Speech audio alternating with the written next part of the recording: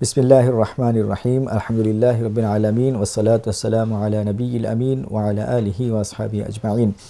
সুপ্রিয় দর্শক ও শ্রোতা, আসসালামু আলাইকুম ওয়া রাহমাতুল্লাহি ওয়া বারাকাতুহু। পেন ভিশন টেলিভিশনের আলোর পথে অনুষ্ঠানে আপনাদের সবাইকে স্বাগত জানাচ্ছি। আজকের আলোচ্য বিষয় হচ্ছে কোরআনের ফজিলত, কোরআন তেলাওয়াতের ফজিলত কি সেই বিষয়ে আমরা সংক্ষিপ্তভাবে আলোচনা করব। কোরআনের তিলাওয়াতের ফজিলতের পূর্বে আমাদের প্রথমে যে বিষয়টা জানা উচিত সেটা হচ্ছে যে কোরআন আসলে কতটুকু মর্যাদা সম্পন্ন কিতাব। এটার জন্য আমি মনে করি যে একটা হাদিস আমাদের জানাটাই যথেষ্ট। যে রাসূলুল্লাহ সাল্লাল্লাহু আলাইহি ওয়াসাল্লাম একটা হাদিসে বর্ণনা করেছেন কোরআনের মাহাত্ম্য সমস্ত কথার উপরে সেই রকম যেই রকম আল্লাহ তাআলার মর্যাদা সমস্ত তার সৃষ্টিকুলের উপরে। অর্থাৎ দুনিয়াতে যত রকমের মাখলুক আছে তাদের উপরে আল্লাহ তাআলা যেরকম অতুলনীয়, তেমনি আল্লাহ তাআলার কথা, আল্লাহ তাআলার কিতাব আল কোরআন দুনিয়ার সমস্ত রকমের কথাবার্তা সব কিছুর চাইতেও সবচেয়ে বেশি মাহাত্ম্যপূর্ণ। অতএব কোরআন তিলাওয়াত করা যে খুব ফজিলতপূর্ণ এবং মর্যাদাপূর্ণ কাজ, সেটা বলার কোনো অপেক্ষা রাখে না। আরেকটা হাদিস আমি এই উপলক্ষে একটু বলতে চাই, সেটা হচ্ছে যে রাসূলুল্লাহ সাল্লাল্লাহু আলাইহি ওয়াসাল্লাম একটা হাদিসে বলেছেন, আহলুল কোরআন হুম আহলুল্লাহ ওয়া খাসাতুহু। আহলুল কোরআন যারা কোরআনকে নিয়ে চলেন, যারা কোরআনকে নিয়ে চিন্তা গবেষণা করেন, যারা কোরআনকে তিলাওয়াত করেন হরদম, এবং যারা কোরআনের শিক্ষাকে বাস্তবায়ন করতে চেষ্টা করেন, কোরআনকে নিয়ে তার সব কিছু, সেই সমস্ত লোকগণ কে বলা হচ্ছে আহলুল্লাহ। তারা আল্লাহ তাআলার আল্লাহ তাআলার পরিবারভুক্ত মানুষ।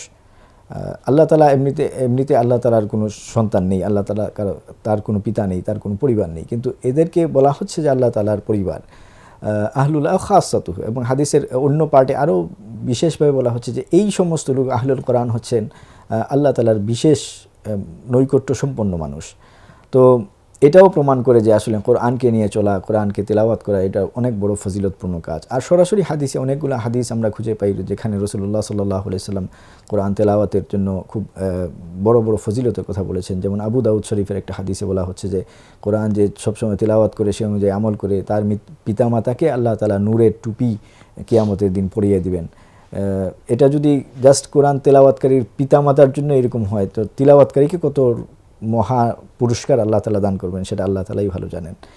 অন্য জায়গায় অন্য হাদিসে আসছে কোরআন তেলাওয়াতকারীকে কিয়ামতের দিন বলা হবে যে তুমি তেলাওয়াত করতে থাকো, তার তিলের সাথে তেলাওয়াত করতে থাকো এবং উপরে উঠতে থাকো, উচ্চ পদে আসীন হতে থাকো, এবং সে তার শেষ সীমানাটা হবে সেখানেই যখন তার তেলাওয়াত শেষ হবে। অর্থাৎ যে 10 আয়াত পরে তার তেলাওয়াত 10 গুণ বেড়ে যাবে, এবং যে পুরা কোরআনকে মুখস্থ করতে পারছেন যিনি হাফেজ, তার মর্যাদাও ততটুকু উচ্চ। তো এইরকম অনেকগুলো হাদিস আসছে, এবং একটা হাদিস তিরমিজি শরীফে রাসূলুল্লাহ সাল্লাল্লাহু আলাইহি ওয়াসাল্লাম বলেছেন যে প্রতিটা হরফে আল্লাহ তাআলা 10টা নেকি বা 10টা হাসানা দান করেন। এবং তারপরে আল্লাহ রসুল সাল্লাল্লাহু আলাইহি ওয়াসাল্লাম বলেছেন যে উদাহরণ হিসেবে বলেছেন আলিফ লাম মিম। এইটার উদাহরণ দিতে গিয়ে বলেন আলিফ লাম মিম এটা একটা অক্ষর নয়, বরং এখানে আলিফ লাম এবং মিম 3টা অক্ষর, 3টা অক্ষরে 30টা নেকির কথা বলা হচ্ছে। তো এই রকমভাবে কোরআন তেলাওয়াতের ফজিলত নানান জায়গায় বর্ণনা করা হয়েছে।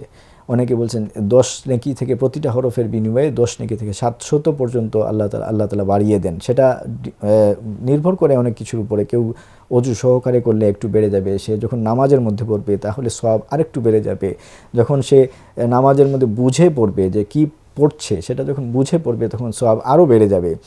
তো এইভাবে কোরআন তেলাওয়াতের আল্লাহ তাআলা মানুষকে দিয়েছেন জাস্ট শুধু তেলাওয়াত, এটা কেবলমাত্র তেলাওয়াতের সওয়াব। এটা এমন না যে মানুষ এটা নিয়ে চিন্তা ভাবনা করবে, গবেষণা করবে, এটা সে তার জীবনের মধ্যে কাজে লাগাবে, এইগুলার সওয়াবের কথা বলা হচ্ছে না। বলা হচ্ছে কেউ যদি জাস্ট কেবল কোরআনকে তেলাওয়াত করে, আমরা যেরকম অনেকে না বুঝেও তেলাওয়াত করে থাকি, সেক্ষেত্রেও কিন্তু এই সওয়াবের অধিকারী হবেন মানুষজন।